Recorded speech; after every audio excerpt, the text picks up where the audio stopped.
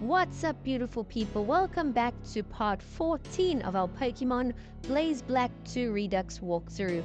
In the previous video, we took part in the Pokémon World Tournament, which was a lot of fun. We actually ended up winning the tournament. We became the champion and earned ourselves a battle point. And right after we left the tournament, a Team Plasma Grunt actually ran past us. So Sharon and Blue and I decided to follow him, and it turned out to be an ambush. We had to battle a million different Team Plasma Grunts, but eventually we got out of there. In today's video, we're going to continue exploring. I think we have finished with Driftveil City now. We've done everything there is to do. So it's time to move on to the next route and see if we can make our way to the next town. While exploring this new route, we bumped into Sharon, who's now given us HMO3 Surf, which is incredible. Once we can use Surf, we can really start exploring and get around to new areas a whole lot more easily. It looks like this is some kind of research lab. There's a couple scientists in here.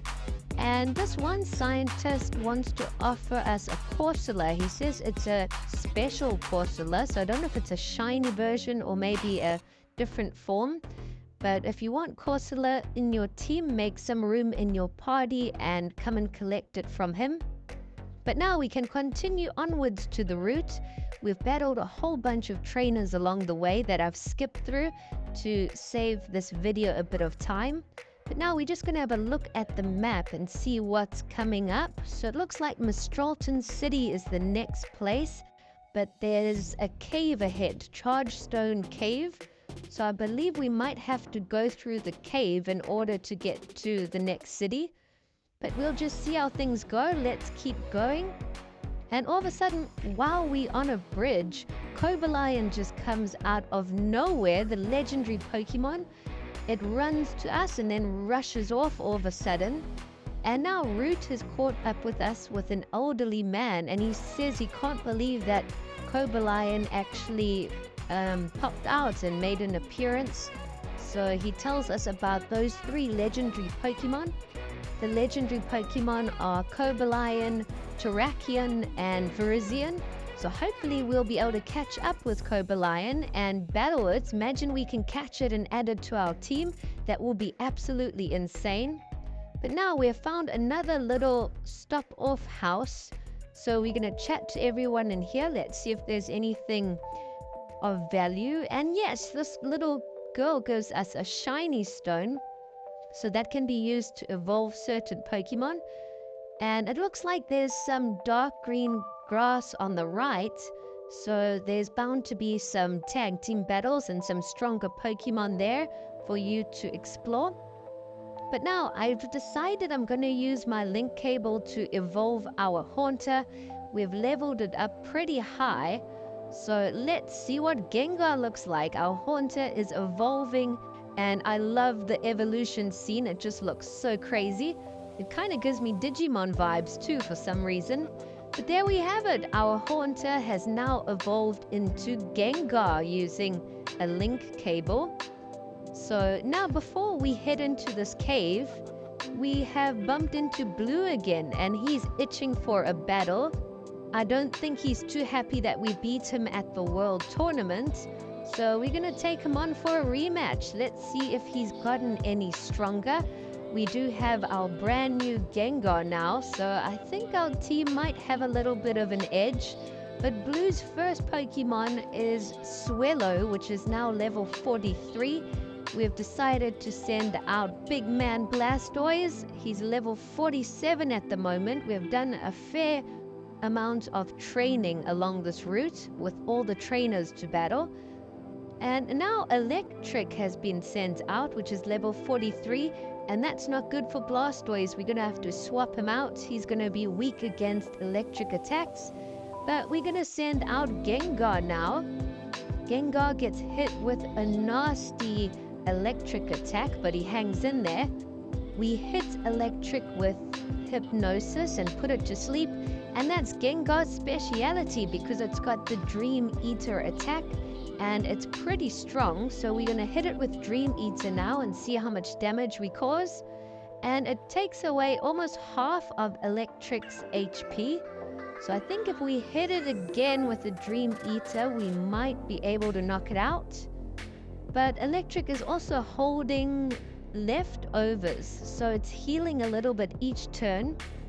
Our Hypnosis didn't land on the second attempt, so Gengar has unfortunately been knocked out. But now we can send out Rhydon to really finish it off. Rhydon's ground attacks should knock it out pretty easily. Oh no, but Earthquake doesn't affect it. Apparently Electric's got Levitate ability, so it's off the ground.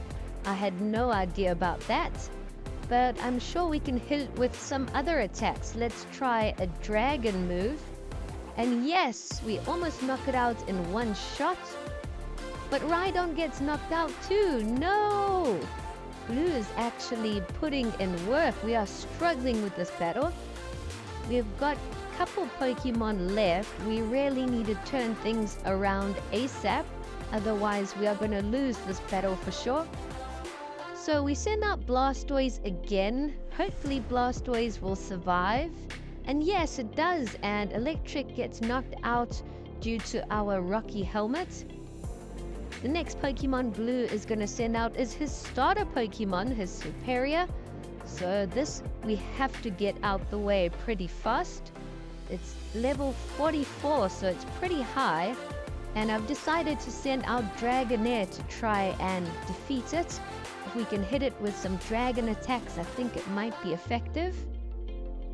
And our Dragon attack didn't even do all that much damage. I thought Superior was like a Dragon Grass type. But it just ate our attack like it was nothing. Unless its defense is super high or something. Okay, but our second attack caused way more damage. So let's see what we can do. Oh no, Superior attacked first, so Dragonair's been knocked out unfortunately. And it's also holding leftovers. So how many of Blue's Pokemon have leftovers? That's pretty annoying. We've only got 2 Pokemon left and Blastoise, who's at half HP. So we need one of our Pokemon to turn things around. We got to start knocking out Blue's Pokemon.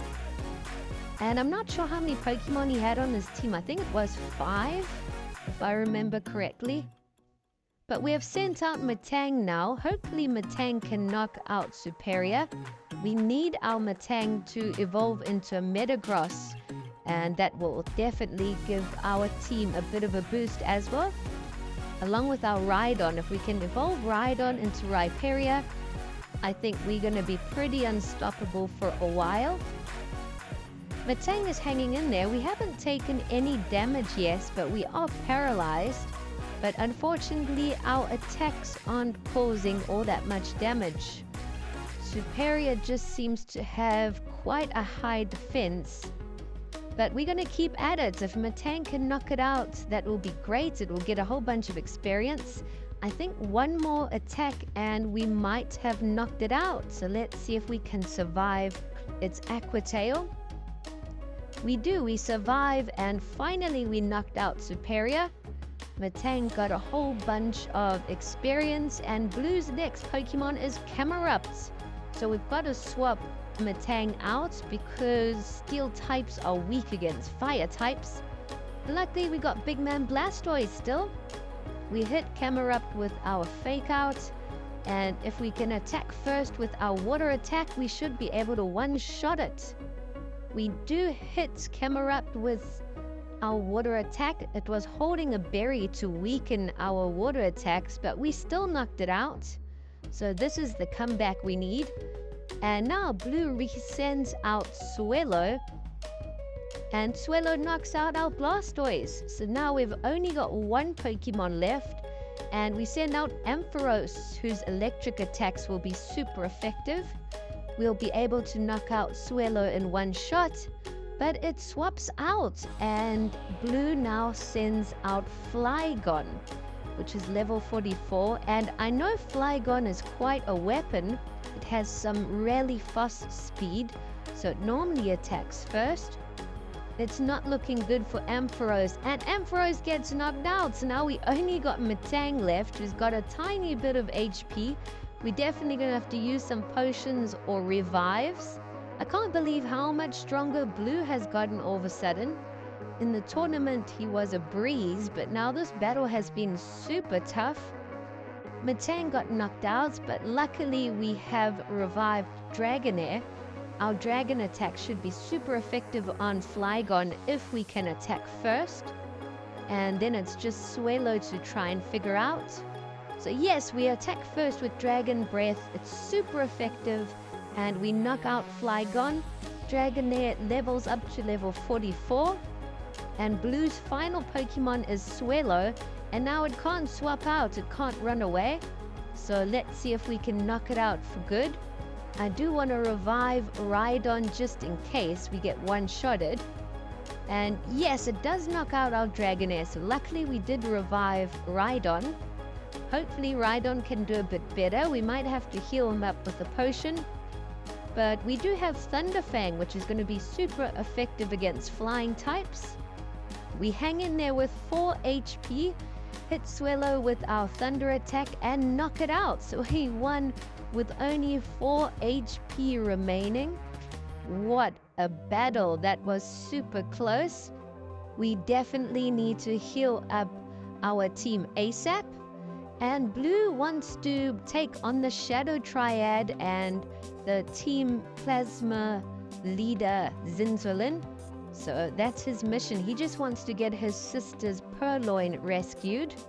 But now we enter Chargestone Cave, and there's a whole bunch of these crystals that we've got to move away in order to continue along the path. So it was a bit tricky to work out at first, but you can just follow what I've done in this video to get through the path. Some of the crystals only move in one direction, so you've got to keep that in mind. While exploring the cave, we just overheard someone talking about Chargestone Cave and how it's their ideal place. Apparently there's some electric Pokemon that can be found in here, and I must say that it looks really cool. I love the design of this cave. Everything's like got a blue tint to it. It's like a shade of blue lights shining on everyone. And we've just picked up a magnet, which is a cool hold item for electric type Pokemon. So we could possibly give that to Ampharos or Magnemite. I still am considering adding a Magnemite to our team if we can find one and replace Ampharos, but I'm not 100% sure yet.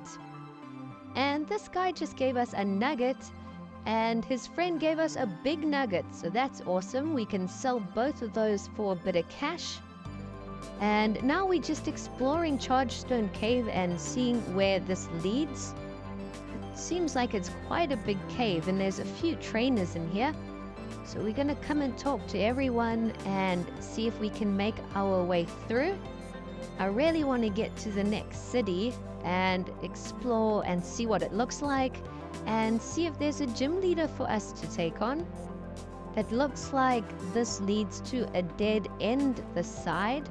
But we did encounter a Nosepass in the wild, so it is a Pokemon we could possibly catch and add to our team.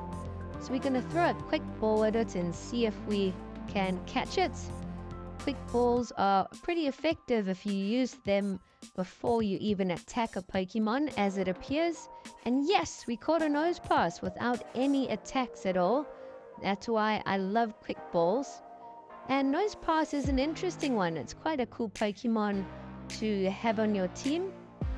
I think it can evolve into Probopass or something, but you need to use an item or evolve it in a special area. I'm not 100% sure, but I'll look into that. But now there's only one more way that we haven't explored, and that's this side to the northeast. And it looks like there's an item to pick up here. We picked up a cell battery. That sounds interesting. It must also be like some electric Pokemon booster. And here it looks like there's a doctor or something. I think he can heal up your team. and there's more scientists to battle. So you want to make sure that you have a whole bunch of potions and revives to get through all of these battles. Now we move the last few crystals, and there is an item here for us to pick up, and it's TM91 flash cannon, so that's pretty cool. And I'm sure I saw Bianca here, so we can catch up with her. Let's see what she has to say. And she's telling us about Z moves and the Z crystals. So hopefully we can start using Z moves soon. They're kind of like super strong attacks that you can just use once in battle, I think.